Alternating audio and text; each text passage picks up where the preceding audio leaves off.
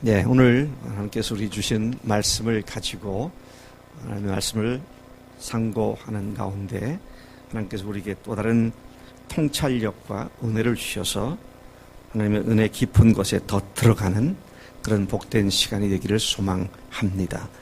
인류 역사상 주님의 복음과 교회를 위하여 가장 탁월하게 쓰임받은 인물이 누구냐? 그러면 아마 누구도 지체하지 않고 성경을 아는 분이라면 사도 바울이라고 답을 할 것입니다. 네, 그렇습니다. 바울을 필적할 만한 주님의 쓰임받은 사람들은 없습니다. 바울이 행한 일을 보면 참으로 20여 년 동안 밖에는 사역을 하지 않았지만 그가 남긴 업적과 그가 걸어갔던 족적들을 살펴보면 참으로 우리가 기가 막힐 정도로 철저히 주님께 헌신했고 쓰임받았던 하나님의 사람이었음을 보게 되는 것입니다. 당시에 자동차도 없었죠. 또 기차도 없었고 비행기도 없었는데 그는 시리아 안디옥으로부터 시작해서 터키 일대와 그리스 전역과 발칸 반도와 로마, 이태리 반도에 이르기까지 거의 지중해 전역을 누비면서 복음을 전하고 그 결과로 많은 그리스도인들과 많은 건강한 교회들을 세우는 일에 매진했습니다. 한번 지도를 보겠습니다. 그가 어떻게 어떤 곳을 다니면서 사역을 했는지 여러분들이 보실 때 맨 우측에 있는 옆으로 가로로 되어 있는 반도가 터키죠. 거기 터키 밑에 동남 해안에 보면 빨간 선이 시작되는 부분, 거기가 시리아 안디옥입니다. 거기서부터 바울은 2차에 걸쳐서 터키 일대를 돌아다니면서 복음을 선포했고 다시 2차 선교행으로는 3차 선교행으로는 마케도니아와 아카야 반도로 되어 있는 그리스 반도에 가서 복음을 선포했습니다. 그리고 다시 예루살렘으로 돌아갔다가 로마까지 가서 복음을 전하고 그의 생애를 마감을 하게 됩니다. 사실 이 지역은 당시에 문명사회였고 세상 사람들이 문명을 누리며 살았던 중심지였습니다. 이 북쪽인 오늘날의 프랑스나 독일이나 스페인 같은 곳은 아직 그렇게 문명세계가 되지 못했었는데 그렇게 본다면 바울은 지중해 연안 일대를 전역을 돌아다니며 복음을 선포했다. 그렇게 말을 할 수가 있습니다. 그가 걸어다닌 길을 누군가가 연구를 해보니까 17,000km를 걸어 다녔다. 또는 배를 타고 다녔다. 그렇게 계산을 했습니다. 17,000km면 여러분 어느 정도 거리인지 아세요? 북한에서부터 미사일 위협을 ICBM 위협을 가할 수 있는 미국 수도 워싱턴 DC까지가 정확하게 17,000km라고 합니다. 그 거리를 그가 20년 세월 동안 걸어 다니면서 또는 배를 타고 다니면서 조금 운이 좋았다면 말을 탔거나 그런 이동수단을 사용해서 온 세계를 돌아다니며 복음을 전했던 그런 일을 했고 유대 종교였던 기독교를 전 세계 종교로 변화시켜 놓는 결정적 역할을 한 사람이 바로 사도 바울이었습니다. 뿐만 아니라 그가 발로 직접 가서 그의 입으로 전하고 온 몸으로 섬겼던 그 많은 지역과 교회들을 통해 믿게 된 사람들의 숫자는 이루 말할 수 없이 많았습니다. 그러나 그들 모두를 합친 것보다도 지난 2000년 동안 그가 기록한 13권 또는 14권의 서신서들을 읽고 예수를 믿게 된 사람들의 숫자는 훨씬 더 많습니다. 또 그 서신서들을 통해서 건강한 교회로 세워진 숫자는 거의 엄청난 숫자입니다. 살아있을 때도 그는 굉장한 사역을 감당했지만 죽은 뒤에도 그가 남긴 서신서들을 통하여 복음은 계속 왕성하게 선포되어 왔고 지금도 그렇습니다. 오늘도 어제도 또 내일도 저 역시 그가 쓴 서신서에서 하나님의 음성을 듣고 날마다 삶을 변화시켜 나가는 그런 삶을 살고 있죠. 다시 한번 보겠습니다. 그가 쓴 성경 책들이 얼마나 많은 책들이 있는가를 보겠습니다. 여기가 이제 신약에 있는 서신서들이죠. 이 서신서들을 보면 로마서로부터 시작해서 쭉 가서 히브리서까지. 히브리서가 포함된다고 보는 사람도 있고 히브리서는 바울이 쓰지 않은 것이라고 말하는 사람도 있는데 그가 쓴 것으로 본다면 14권. 신약 성경은 27권입니다. 마태복음부터 요한계시록까지 27권 중에 13 또는 14편의 서신서를 썼다는 것은 권수로 말하면 신학의 절반을 썼다고 그렇게 말을 할 수 있습니다.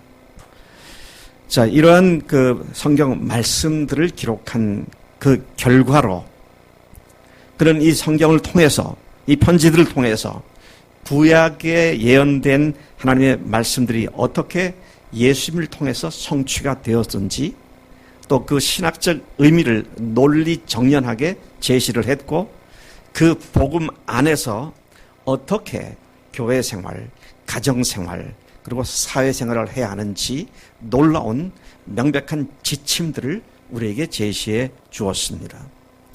그렇게 성령님께서는 사도 바울을 사용하셨습니다. 지난 2000년 동안 그의 서신서를 통해서 수많은 사람들이 예수님을 믿었고 그의 서신서들을 통하여 목회 지침서 역할을 해왔던 것입니다. 자, 여기에서 제가 깊이 생각을 하게 된 것은 무엇이 그로 하여금 그렇게도 하나님의 일에 몰두하여 복음을 전하고 교회를 세우고 건강한 교회들로 교회 되도록 위해서 그토록 일관되게 중간에 헷갈려서 헛소리를 하거나 그러지 않고 일관되게 계속 앞으로 나아갈 수 있었고 자신의 전 생애를 문자 그대로 다 불태워 마지막에는 순교의 자리까지 가게 만들었던가. 이것이 이 본문을 읽으면서 제가 강하게 부딪힌 질문입니다. 왜 이런 질문을 하게 됩니까? 오늘 많은 사람들이 예수님의 십자가와 부활의 복음을 듣고 기뻐합니다. 그리고 영접도 해요. 그리고 구원의 확신과 주님이 나의 주님 하나님이라는 사실을 즐거워하며 기뻐하며 자랑합니다.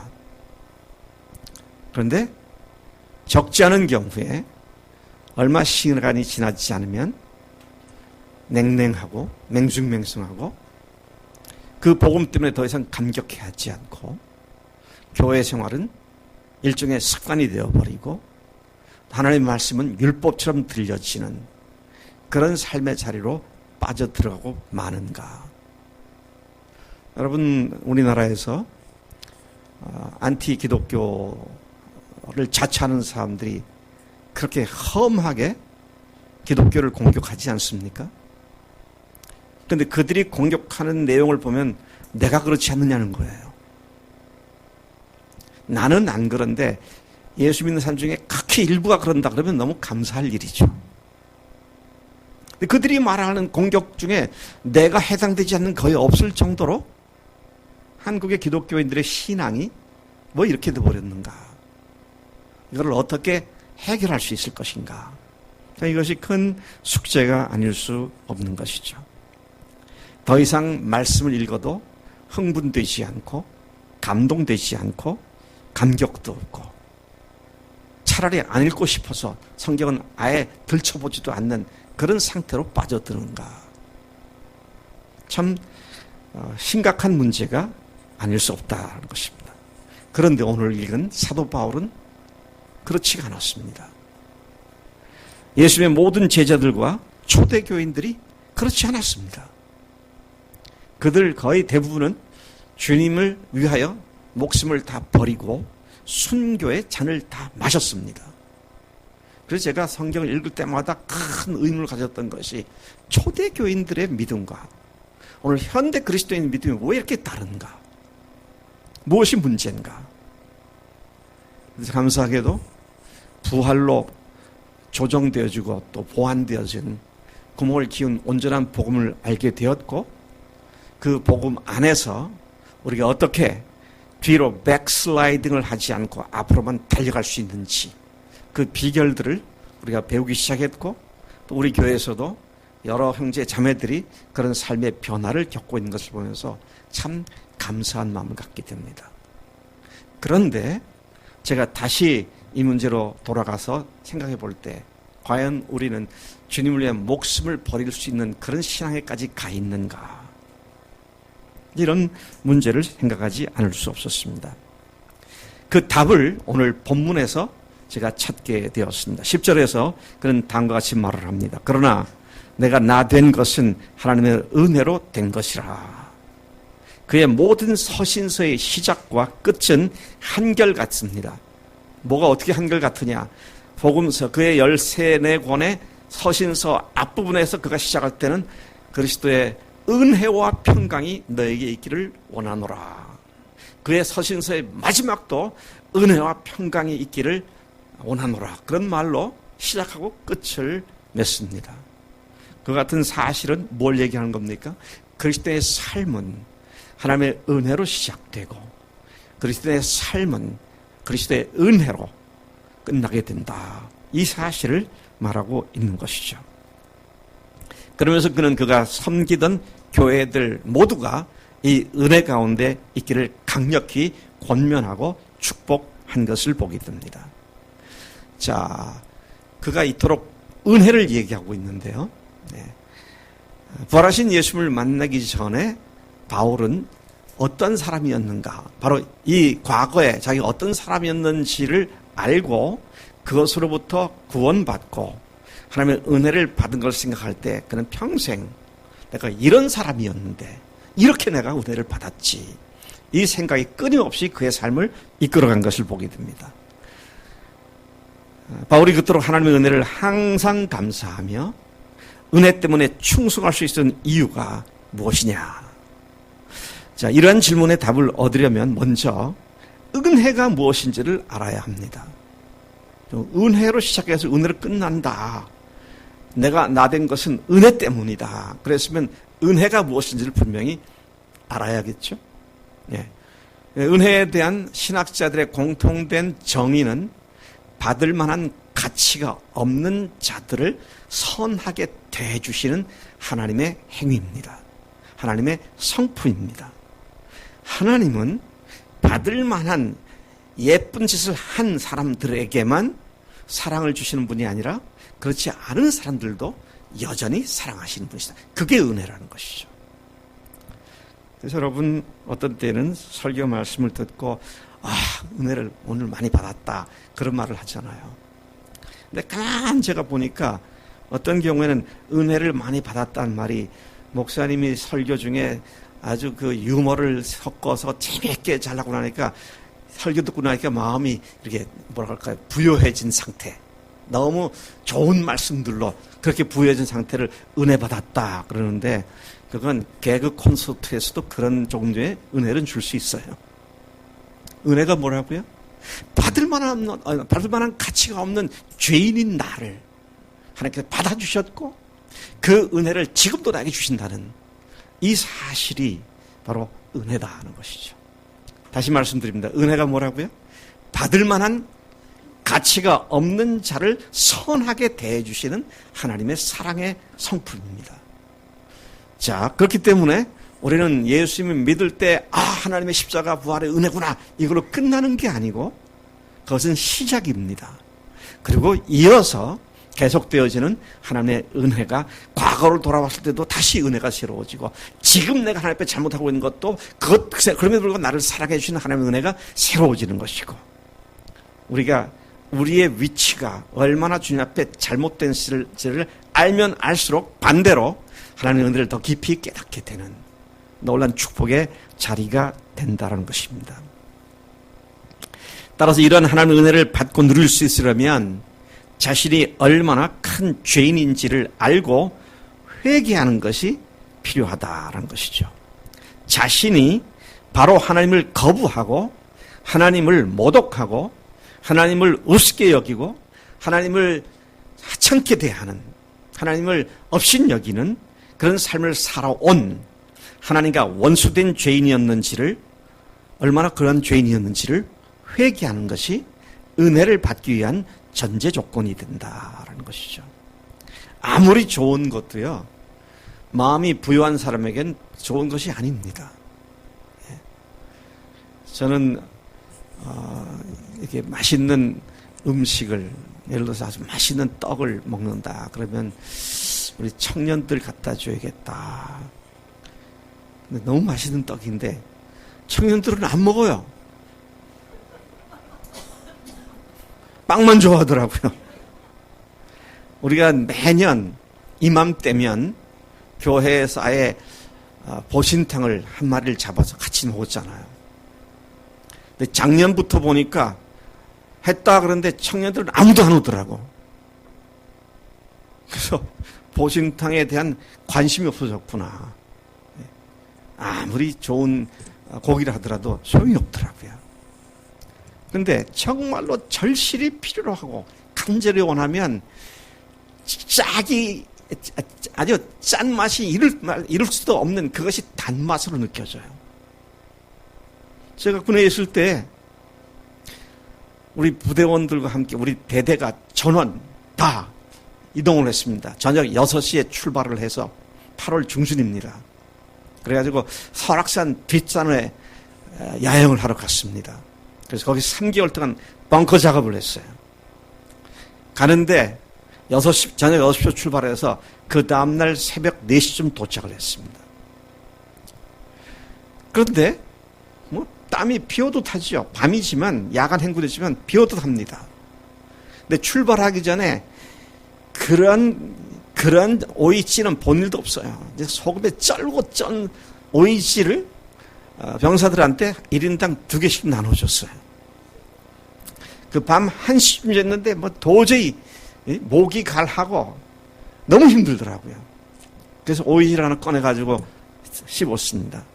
제가 그때 소금에 쩐 오이지가 이렇게 맛있는 줄은 제가 처음 알았습니다. 내 몸에 염분이 다 빠져나간 상태니까 그걸 너무 절실히 필요한 거죠.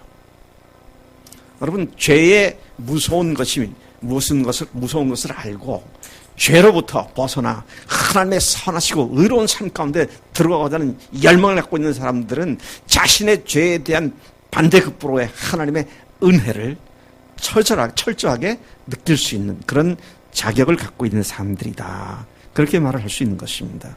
사도 바울은 스데반을 돌로 쳐 죽일 때 앞장섰던 사람이었습니다. 사도행전 9장 1, 2절에서 그런 모습을 잘 기록해주고 있어요. 바울의 전의 이름이 사울이죠. 사울이 주의 제자들에 대하여 여전히 위협과 살기가 등등하여 대제사장에게 가서 다메섹 여러 회당에 가져갈 공문을 청하니 이는 만일 그 도를 따르는 사람을 만나면 남녀를 막론하고 결박하여 예루살렘으로 잡아오려 함이라. 바울은 자신이 부활하신 예수를 만나기 전에 어떤 사람이었는지를 그가 영적인 아들이라 부른 디모데에게 보낸 편지에서 자기의 과거를 다음과 같이 고백하고 있는 것을 봅니다. 디모데 전서 1장 13절에 보니까 이렇게 말합니다. 내가 전에는 비방자요, 박해자요, 폭행자였으나 도리어 긍휼을 입은 것은 내가 믿지 아니할 때에 알지 못하고 행하였음이라. 믿지 않을 때 알지 못하고 행했던 그 포악함, 그 비방, 그 폭행 이런 것들을 돌이키면서 디모데에게 내가 과거에 그런 사람이었다. 그렇게 고백을 하고 있습니다. 그는 자신의 과거의 삶을 아그리빠 왕 앞에서 간증할 때 다음과 같이 그의 과거에 대해서 말을 합니다. 사도행전 26장 9절부터 11절까지 해서 그걸 얘기하고 있어요. 나도 나사렛 예수의 이름을 대적하여 많은 일을 행해야 될 줄 스스로 생각하고 예루살렘에서 이런 일을 행하여 대제사장들에게서 권한을 받아 가지고 많은 성도를 옥에 가두며 또 죽일 때 내가 찬성 투표를 하였고 또 모든 회당에서 여러 번 형벌하여 강제로 모독하게 하는 말을 하고 그들에 대하여 심히 격분하여 외국 성에까지 가서 박해하였다. 그렇게 고백을 하고 있는 것을 봅니다. 그랬던 그가 다메섹에 있던 믿는 자들, 신자들을 잡아 죽이러 가던 도중에 부활하신 예수님을 만난 한 가지 사건으로서 그의 삶이 완전히 변한 자가 되었습니다. 예수님과 교회를 핍박하던 자가 예수님과 교회를 위하여 핍박받는 자가 되었던 것이죠. 그러한 변화와 열정은 그가 참수형으로 순교를 당할 때까지 20여 년간 한 번도 식지 아니하고 뜨겁게 타올랐던 그의 일관된 20년 생애를 우리가 추적해 볼 수가 있습니다. 부활하신 예수님을 만난 후 180도 완전히 달라진 삶에 대해 그는 고린도 후서 11장 23절부터 28절까지 해서 자세하게 요약을 해주고 있습니다. 그가 어떻게 변했느냐. 과거에는 핍박했던 자였는데 핍박을 받았는데 어떻게 핍박을 받았느냐. 그들이 그리스도의 일꾼이냐. 정신없는 말을 하거니와 나는 더욱 그러하도다. 내가 수고를 넘치도록 하고 옥에 갇히기도 더 많이 하고 매도 수없이 맞고 여러 번 죽을 뻔하였으니 유대인들에게 40에서 하나 감한 매 39대죠? 를 5번 맞았으며 3번 태장으로 맞고 1번 돌로 맞고 3번 파선하고 일주일을 깊은 바다에서 지냈으며 여러 번 여행하면서 강의 위험과 강도 위험과 동족의 위험과 이방인의 위험과 신의 위험과 광야의 위험과 바다의 위험과 거듭 형제 중에 위험을 당하고 또 수고하며 애쓰고 여러 번 자지 못하고 줄이며 목마르고 여러 번 굶고 춥고 헐벗었노라. 이 외에 일은 고사하고 아직도 날마다 내 속에 눌리는 일이 있으니 곧 모든 교회를 위하여 염려하는 것이라. 교회를 핍박하고 믿는 사람을 잡아 죽였던 사람이 어떻게 이렇게 바뀔 수 있었을까? 참 놀라운 변화가 아닐 수 없습니다. 그런데 그가 그렇게 변화가 된 한 가지 사건은 부활하신 예수님을 만난 사건이었습니다. 부활하신 예수님을 만나면 우리 삶은 필연적으로 변화되게 되어 있습니다.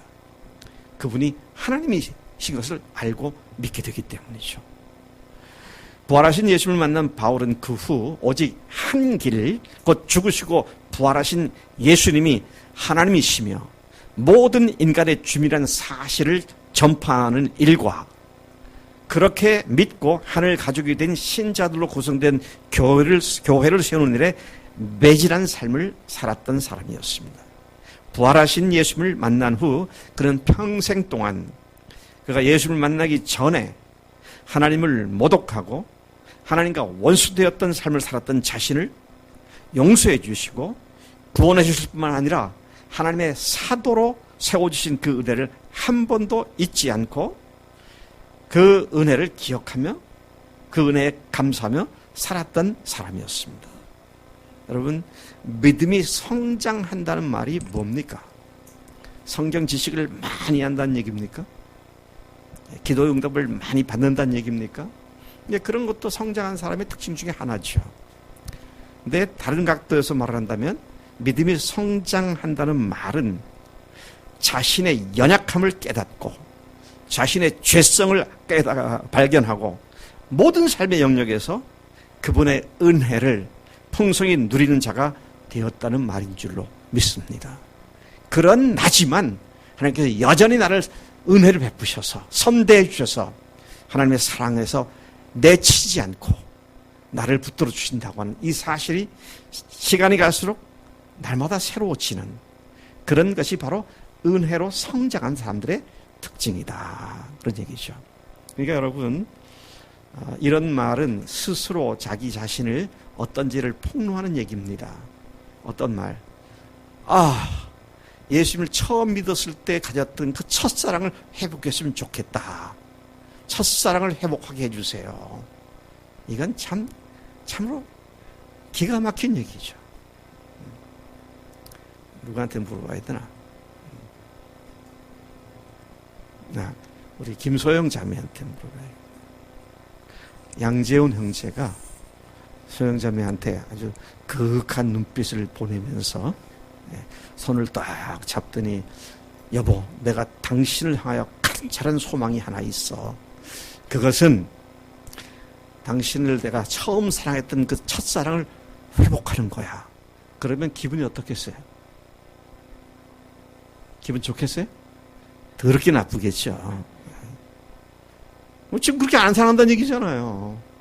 그게 뭐 정직한 얘기인 것처럼 그렇게 기도해야 정직한 사람인 것처럼 착각을 하고 있어요. 착각하고 있어요.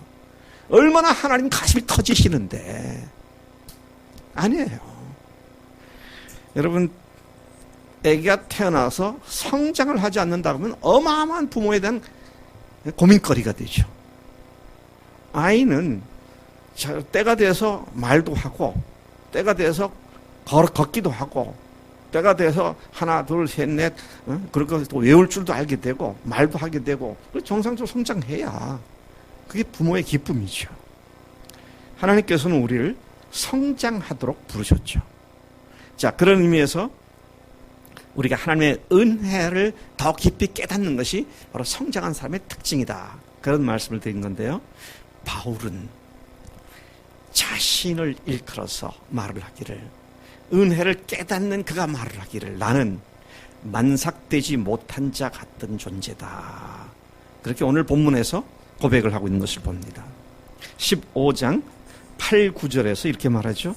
맨 나중에 만삭되지 못하여 난 자 같은 내게도 보이셨느니라. 부활하신 예수님께서 내게도 보이셨다. 근데 내가 어떤 존재라? 만삭되지 못하여서 난 자 같은 나다. 현대인의 성경을 보니까 만삭되지 못한 걸 맨 나중에는 부족하기 짝이 없는 내게도 나타나셨습니다. 세 번역에 보니까 그런데 맨 나중에 달이 차지 못하여 난 자와 같은 나에게도 나타나셨습니다. 공동 번역에는 그리고 마지막으로 팔싹둥이 같은 나에게도 나타나셨습니다. 영어로는 untimely born 그랬어요. 타이밍을 잘 맞추지 못하고 조산한 뭐 그런 뜻이 되겠죠. untimely born. 또 다른 성경에는 one born out of due time. due time, 적당한 시기가 되지 않아서 태어난. 또 다른 성경에 one abnormally born, 비정상적으로 태어난 존재. 그렇게 말하죠. 자, 그래서 이러한 예수님 믿기 전에 살았던 자신의 모습은 미숙아처럼 행했다고 그렇게 고백을 하고 있는 것이죠. 덜 떨어진 7푼이 8푼이 같은 자신이라고 말을 합니다. 그런 자신을 구원해 주시고 복음과 교회를 위하여 사도로 일꾼으로 삼아주신 주님의 은혜를 생각할 때마다 그는 더욱더 주님을 위해 헌신할 수밖에 없었고 죽을 때까지 충성할 수밖에 없었던 것이었다는 것이죠. 여러분 죄 용서받은 죄인들이잖아요. 근데요, 어떤 사람은 정말 죽일 놈이었는데 내가 이런 나를 용서했다. 그렇게 생각하는 사람 있는가 하면요, 그렇게까지 나는 악한 죄인은 아니었어. 괜찮은 죄인이었어. 이렇게 생각하는 사람도 있는 것 같아요. 죄인은 다 똑같이 죄인이지 뭘 괜찮은 죄인이 어디 있어요. 참 우리가 스스로를 끝까지 바닥까지 낮추지 않고 어느 정도 높이려고 하는 그런 못된 습성도 우리에게 있다는 사실을 보게 되는 것이죠. 바울은 계속해서 자신이 얼마나 주님의 사역자로서 자격이 없는 자인지를 철저히 고백합니다. 15장 9절에 보니까 나는 사도 중에 가장 작은 자라. 나는 하나님의 교회를 박해였으므로 사도라 칭함 받기를 감당하지 못할 자니라. 그가 사도 중에 가장 작은 자다라고 말을 하는 것의 이유를 하나님의 교회를 핍박했기 때문에 그렇게 이야기를 하고 있습니다만은 실제로 사도 바울을 보면 사도로서는 제일 자격이 모자라는 사람이었습니다. 왜요? 12사도들은 3년간 예수님을 따라가면서 그분이 하신 말씀을 다 들었고 그분이 하신 놀라운 일들을 다 보았고 심지어 자기들의 손을 빌려서 주님께서 오병이어의 역사를 일으키는 걸 경험했던 자들이었습니다. 근데 사도 바울은 예수님 부활 승천하신 후에 훨씬 후에 다메섹 도상에서 주님을 만난 그 사실 하나가 그가 사도가 되게 되는 출발점이었습니다. 저는 이 사실을 묵상하는 가운데 한 가지 깨달았어요. 이야, 아무리 많은 자격을 갖췄다 할지라도 쓰임 받는 건 다를 수 있구나. 한 번, 그것도 예수님 승천 후에 예수님을 만난 한 번의 사건이 사울을 바울로 바꾸고 이렇게 귀하게 쓰임 받았다고 하는 사실이죠. 나는 성경을 많이 잘 몰라. 교회 생활 연조가 짧아. 나는 새신자야. 그러므로 내가 뭘 할 수 있겠어? 아니에요. 부활하신 예수님이 주님이라는 사실이 분명히 고백되어졌다면 내가 현 위치가 어떠하든지 간에 그 은혜 때문에 은혜에 사로잡힘으로 말미암아 하나님께서 나를 사용하신다고 하는 사실입니다. 여기에 그렇게 따지면은요, 베드로는 어땠습니까? 그날 밤 3번 부인하지 않았습니까? 야고보는 어땠어요? 자기 형을 미쳤다고 하고 예수님을 잡으려고 돌아다녔던 그런 동생 아니었습니까? 근데 부활 후에 그들은 바뀌었고 특히 바울은 부활하신 예수님을 다메섹으로 가는 길에서 만나게 되었을 때 그 한 번의 사건이 그를 위대한 사도로 바꾸는 그런 계기가 되었던 것을 보게 되는 것입니다. 그는 과거에 자신이 어떠한 자였는지를 한마디로 말했는데 그게 뭡니까? 교회를 핍박한 자였다. 그렇게 말을 합니다. 예수님을 만난 후 그가 더욱 깊이 알게 된 사실, 그건 바로 교회야말로 하나님께서 창세 전부터 하나님 마음속에 품으셨던 하나님의 비밀이며 하나님의 계획이며 하나님의 예정하신 것다는 사실이었습니다. 교회야말로 온 우주를 창조하신 하나님의 계획의 완성품으로서 그 교회를 세우기 위하여 아들이신 예수님께서 세상에 친히 오셔서 십자가에 못 박혀 죽임을 당하시고 사흘 만에 부활하신 사실, 그리고 성령 하나님께서 강림하셔서 믿는 자들로 하여금 능히 그리스도의 당당한 승리의 삶을 살게 해주셨다는 이 사실을 알게 되었을 때 그 교회를 알지 못하고 교회를 핍박했던 과거의 자신이 얼마나 큰 죄스러움과 아픔이었겠는가. 그런데 그런 자기를 용서하신 주님이시기에 그는 평생토록 주님 앞에 충성할 수밖에 없었던 그런 모습을 우리가 여기서 알 수 있게 되는 것입니다. 과거에 무지한 가운데 엉뚱한 열심으로 바로 그 교회를 핍박하고 해치고 무너뜨리는 일에 앞장섰던 자신이 얼마나 바보스럽고 멍청한 짓을 했는지를 처절하게 깨달았기에 7푼이 8푼이 같은 나에게도 보이셨다. 그렇게 말씀을 하고 있는 것이죠. 그로 하여금 그렇게 일관된 은혜 가운데 살며 사역을 할 수 있게 만든 원동력이 바로 이 하나님의 은혜를 깨달았기 때문이었다는 것입니다.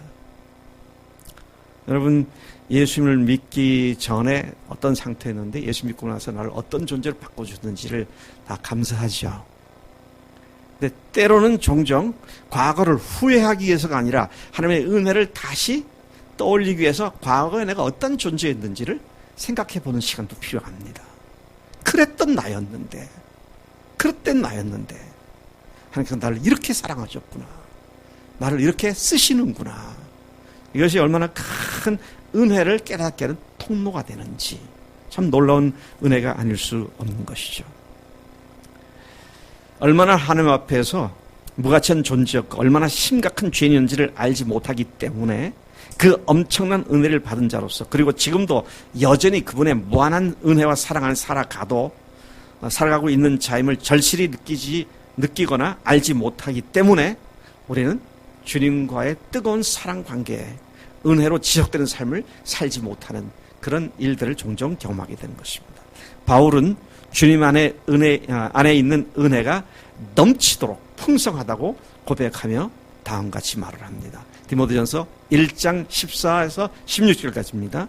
우리 주의 은혜가 그리스도 예수 안에 있는 믿음과 사랑과 함께 넘치도록 풍성하도다. 야, 그리스도 예수 안에 있는 믿음과 사랑과 함께 은혜가 풍성하다 그랬어요. 하나님의 은혜가 이렇게 큰 것이구나. 그렇게 말을 하죠. 그러면서 뭐라고 말하면 미쁘다. 모든 사람이 받을 만한 이 말이요. 그리스도 예수께서 죄인을 구하시려고 세상에 임하셨도다 하였도다. 죄인 중에 내가 괴수니라. 여러분 이 말에 공감이 되시나요? 죄인 중에 내가 괴수다. 나는 괴수까지는 아니야. 그렇게 생각되지 않습니까? 그러나 내가 긍휼을 입은 까닭은 예수 그리스도께서 내게 먼저 일체 오래 참으심을 보이사 후에 주를 믿어 영생 얻는 자들에게 본이 되게 하려 하심이라. 바울은 그렇게 하나님과 원수되었던 자였는데 일체 참으시고 계속해서 나에게 은혜를 베푸신 것은 내 뒤에 오는 사람들도 이런 은혜를 내가 받았던 것을 보면서 나를 모델로 삼아 그들이 어떤 죄 가운데 있더라도 하나님의 은혜가 그것보다 더 크다고 하는 이 사실을 알게 하기 위해서다. 이야, 참 놀라운 고백이 아닐 수 없습니다. 다시 여러분 질문해 보겠습니다. 여러분 자신을 죄인 중에 괴수라고 생각하십니까? 아니면 그래도 그 정도까지는 아닌 평범한 죄인이야 그렇게 생각하시나요? 평범한 죄인들은 세상에 아무도 없어요. 다 흉악한 죄인들이죠. 물론 객관적으로 보면 상대적으로 다른 사람보다 더 심한 죄를 짓는 사람이 있고 다른 사람보다 덜 심하게 보이는 죄를 짓는 사람들도 있어요. 지금 우리는 죄를 그걸로 보지 않잖아요. 뭐가 죄입니까? 하나님을 거역하고 자기가 주인돼 사는 삶. 그래서 그 바울이 말한 것처럼 어떻게 하나님과 원수되어서 자기가 7분이 8분이 같이 그 하나님을 알지 못하고 내 마음대로 하나님을 알고 그렇게 생각했던 이게 바로 큰 죄였구나. 그래서 교회를 핍박했었는데 나야말로 죄인 중에 괴수다. 그런 얘기를 하지 않습니까? 저는 오늘 교회가 뭔지를 모르는 사람들을 볼 때 참 마음이 안타깝습니다. 교회가 뭔지를 모르니까 교회에 대한 하나님의 그 가치 부여를 모르니까 교회를 함부로 대하고요. 교회를 우습게 대하는 교인들이 많이 있어요. 죄송합니다. 교인들만 아니라 목회자들도 그런 사람들이 있어요. 좀 큰 교회에서 초청하면 작은 교회에서 뭐 영전한 것처럼 즉각적으로 떠나버리는 교회가 뭔지를 모르는 거예요. 하나님의 가족이, 하나님의 자녀들이 어떻게 가족 관계를 맺고 죽을 목숨을 다해 서로 사랑하고 함께 전설적인 사랑의 하늘 가족 공동체를 이루어가야 하는지. 자, 이것들을 모르기 때문에 교회를 우습게 여기고 교회를 대수롭게 여기지 않게 여기고 하나님의 심중 한복판에 창세전부터 가졌던 그 계획을 우습게 여겨버리는, 이것은 죄인 중에 괴수라는 말을 해도 너무 심하지 않은 그런 우리의 모습을 생각하게 되는 것이죠. 평범한 죄인, 비교적 괜찮은 죄인, 그런 죄인은 없습니다. 하나님이신 예수님을 죽인 우리가 죄인 중에 괴수가 아니면 누가 죄인 중에 괴수겠습니까? 바울은 로마서 5장 20절에서 뭐라고 말합니까? 죄가 더한 곳에 은혜가 더욱 넘쳤다. 그렇게 말을 합니다. 원래 우리가 어떠한 죄인이었는데 용서받고 하나님의 자녀가 되었으며 하나님의 일꾼이 되었는지 우리는 우리 자신을 아는 것이 너무도 중요합니다. 용서받은 죄인들은 다른 사람의 큰 소리 칠 게 아무것도 없어요. 다른 사람의 연약함이 보일 때 안타까워서 섬겨야 할 뿐이지 비난하고 손가락질하고 큰 소리 치고 할 게 아무것도 없어요. 왜? 내가 용서받은 죄인이니까. 이제 제가 말을 좀 마쳐야겠습니다. 바울은 오늘 본문 말씀에서 무엇보다도 먼저 고린도 교인들에게 예수님께서 성경대로 죽으시고 성경대로 부활하셨음을 전했다고 말을 합니다. 내가 먼저 너에게 전한 것은, 그렇게 말을 했죠. 다른 어떤 것이 아닌 먼저 전한 것이 복음을 전했다. 그리고 우리에게 전해진 하나님의 복된 말씀은 그 핵심이 복음, 곧 예수님의 죽으심과 부활하심이라고 말을 합니다. 바로 나의 범죄함 때문에 죽으셨고 나를 의롭다 하시기 위하여 부활하셨습니다. 지난주 말씀이 그것이죠. 예수는 우리의 범죄함을 위하여 내어주임이 되고 우리를 의롭다 하시기 위하여 다시 살아나셨느니라. 그리고 주님은 도저히 우리의 감당할 수 없는 은혜로 계속 우리를 사랑하시고 하나님의 은혜를, 사랑을 퍼부어 주고 계시죠.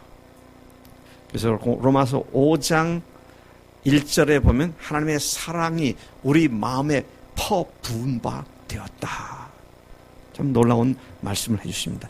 7푼이 같고 8푼이 같은 나, 예수님을 알기 전에, 그분을 믿기 전에 내가 하나님의 자리에 올라가 하나님과 같이 되어 내가 주인이 됐고 내가 통치자가 됐고 내가 주관자가 되어 하나님을 무시하고 하나님을 없는 분으로 여기고 때로는 하나님을 경멸하고 모멸감을 더해주고 그분을 향해 불경스러운 생각과 언행을 저질렀던 우리였습니다.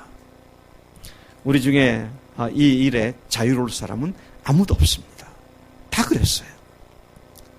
그런데 그런 우리를 위해서 예수님께서 오셨고 십자가에 죽으셨고 죽으실 뿐만 아니라 부활하셔서 우리의 주가 되셨고 우리의 하나님이 되셨습니다.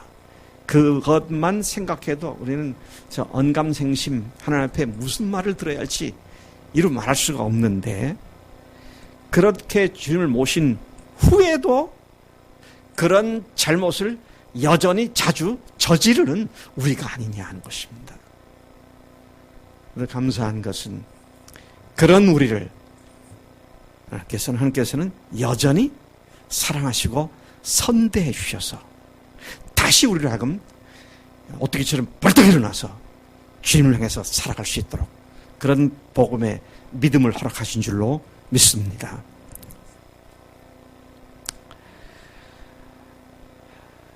부활하신 예수님을 주님으로 모신 후에도 반복하여 그런 잘못과 실수를 저지를 때도 많지만 그러나 그렇게 무가치한 자를 여전히 사랑하시는 주님의 은혜가 오늘도 우리를 또다시 일으켜 세우고 계신 것이죠. 마지막으로 예레미야 애가 3장 22, 23절을 제가 읽고 말을 마치겠습니다. 여호와의 인자와 긍휼이 무궁하심으로, 주님의 자비와 긍휼, 우리를 불쌍히 여기시고 사랑하시는 그 사랑이 끝이 없으시기 때문에, 무궁하시기 때문에 우리가 진멸되지 아니함이니이다. 예수 믿기 전에는 이제 끝났지만 예수 믿고 난 뒤에도 여전히 진멸당할 수밖에 없는 우리지만 그렇지 않게 되는 이유가 우리를 향하신 하나님의 사랑과 자비와 긍휼이 끝이 없으시기 때문이다. Endless, unlimited, 제한이 없다, 끝이 없다, 그렇게 말을 하죠. 23절 참 놀라운 말씀입니다. 이것들이 아침마다 새로우니 주의 성실하심이 크도소이다. 하나님의 그 성실하심, faithfulness, 하신 말씀은 끝까지 지키시는 그 성실하심.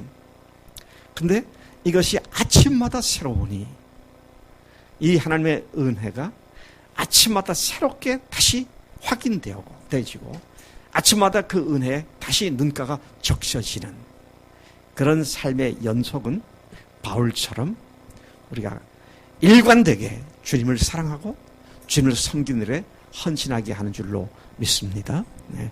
하나님 앞에 우리가 이러한 믿음의 자리에 서도록 인도해 주신 줄로 믿습니다. 그렇게 살겠습니다. 그런 각오로 다시 주 앞에 나아갑니다. 아버지 하나님 감사합니다. 주님께서 오늘 바울의 고백을 통하여 참으로 일생 동안 한순간도 주님의 은혜를 놓치지 않고 은혜의 연속으로 살아가는 비결을 다시 우리에게 말씀해 주시니 감사합니다. 하나님, 우리가 바울처럼 내가 죄인 중에 괴수라고 하는 고백을 참으로 속 깊은 곳에서 진심으로 쏟아내게 하시고 또 그런 나를 용서해 주신 주님께서 예수 믿고 나서도 짓는 죄악들을 예수님의 은혜로 다 용서해 주시고 주님께서 우리를 회복시켜 주시는 그 은혜를 날마다 새롭게 누리며 살아가도록 우리를 인도해 주시는 줄로 믿습니다.